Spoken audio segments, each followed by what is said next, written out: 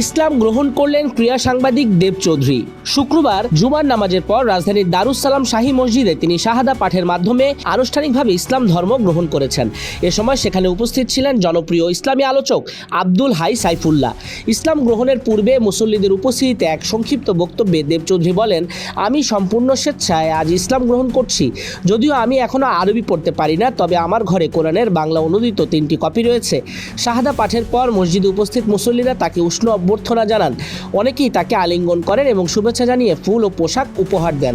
তার ইসলাম গ্রহণের খবর সামাজিক যোগাযোগ মাধ্যমে ছড়িয়ে পড়লে আলোচনা তৈরি হয়। দেব চৌধুরীর এই সিদ্ধান্ত বাংলাদেশের ক্রীড়াঙ্গন ও গণমাধ্যমের জন্য এক ব্যতিক্রমী ঘটনা হিসেবে চিহ্নিত হচ্ছে।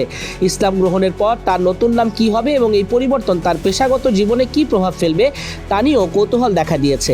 বর্তমানে তিনি প্রাইম ব্যাংকে কর্মরত আছেন, ব্যাংকিং খাতের সঙ্গে যুক্ত আছেন। পাশাপাশি সোশ্যাল মিডিয়ায় নিজের মতামত শেয়ার করে থাকেন নিয়মিত।